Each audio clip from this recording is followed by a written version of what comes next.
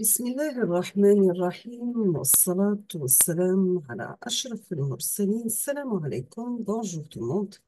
Aujourd'hui, on va voir ensemble un autre sujet d'examen qui a été proposé par l'Université de Batna, département d'électronique, le 8 décembre 2012. C'est un concours d'accès à la formation de troisième cycle doctorat LMD.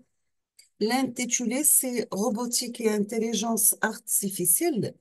L'épreuve, c'est identification et traitement du signal. L'épreuve, c'est identification et traitement du signal.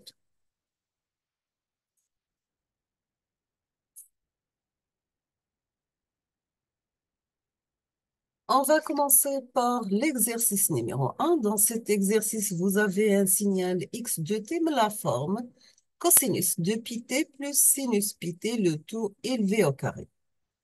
On vous demande la première question, décomposer x de t en série de Fourier trigonométrique. Décomposer x de t en série de Fourier trigonométrique. Deuxièmement, on vous demande de déterminer les taux de contribution en puissance des composantes spectrales du signal x de t. Donc, déterminer les taux de contribution du signal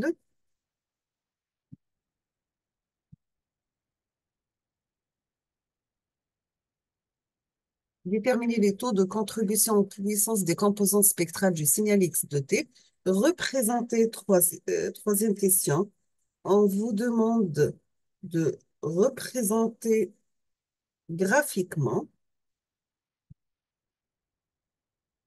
les spectres d'amplitude et de phase de X de T. Représenter graphiquement les spectres d'amplitude et de phase de X de T. Donc, vous commencez par décomposer. Donc, vous aurez A plus B, le tout au carré, mais la forme A carré plus B carré plus 2AB. Après, vous avez un cosinus carré de A. Vous devez le mettre mais la forme euh, cosinus carré, mais la forme cosinus carré. 2A, donc c'est cosinus A plus cosinus A moins B sur 2. D'accord?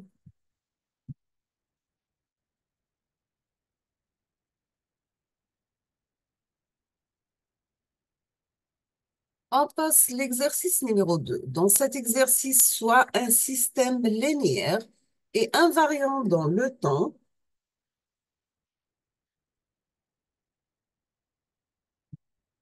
lit de réponse impulsionnelle, la forme h de t égale a exponentielle moins alpha t par l'échelon u de t. C'est-à-dire que votre réponse impulsionnelle, elle est causale. Sachant que a, petit a et grand A sont deux paramètres réels, sachant que petit a doit être supérieur à 0. D'accord? Donc, A et alpha sont deux paramètres réels et A, il est positif. Donc, vous avez h de t, mais la forme A exponentielle moins alpha t par l'échelon u de t. La première question, on vous demande de discuter la stabilité du système en fonction des paramètres A et alpha. Discuter la stabilité du système en fonction des paramètres A et alpha. Deuxième question, on vous demande de déterminer les réponses du système aux excitations suivantes. Vous avez premièrement x1 de t qui est égal à l'échelon u de t. Donc, l'échelon, c'est un signal qui est égal u de t égale à 1 pour t supérieur à 0, égal à 0 ailleurs. Vous avez le deuxième signal x2 de t qui est égal à l'échelon u de t moins u de t moins 1. Donc, toujours la différence des deux signaux échelons, on obtient la fonction porte. Et x3 de t égale la fonction rampe. Donc, c'est t par l'échelon u de t. Donc, c'est l'équation d'une droite qui passe par l'origine définie 0 atteint plus l'infini.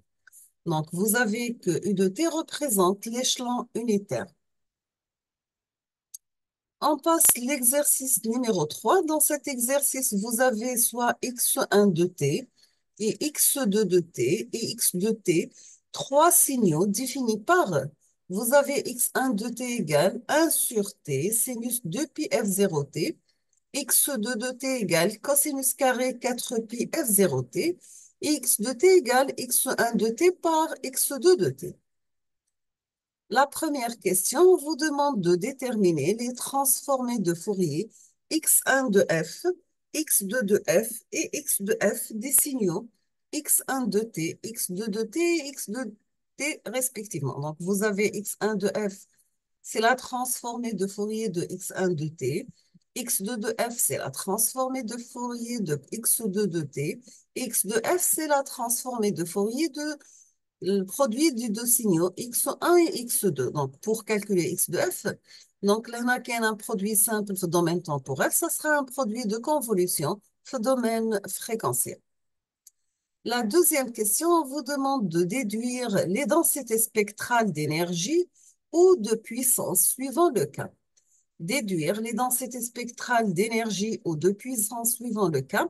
Vous avez phi x1 de f, phi x2 de f et phi x de f des signaux x1 de t, x2 de t, x de t respectivement, ainsi que la densité interspectrale d'énergie de x1 de t par x2 de t.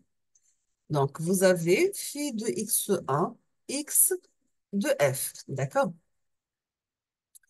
On passe la troisième question. Dans cette question, on vous demande de déterminer les fonctions de corrélation. Vous avez phi x1 de taux, phi x2 de taux et phi x de taux de x1 de t, de x2 de t et x de t respectivement. D'accord?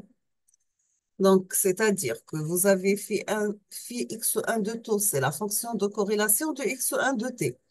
Phi x2 de taux, c'est la fonction de corrélation de x2 de t.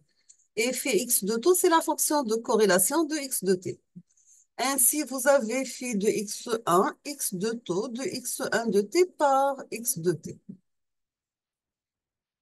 On termine avec la dernière question numéro 4. Vous avez x de t, il est échantillonné. Dans ce cas, vous avez un échantillonnage idéal et régulier. X de t, on va échantillonner notre signal x de t à travers un échantillonnage idéal et régulier avec les cadences suivantes.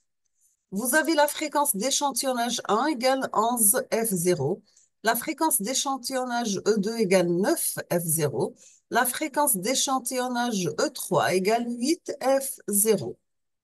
La question, on vous demande de représenter pour chaque cas le spectre du signal échantillonné résultant. Représenter pour chaque cas le spectre du signal échantillonné résultant. Donc, nous sommes arrivés à la fin de cette vidéo. Je vous remercie infiniment pour votre attention et à la prochaine vidéo, Inch'Allah. On va voir ensemble la correction de ces exercices. Merci beaucoup et à la prochaine.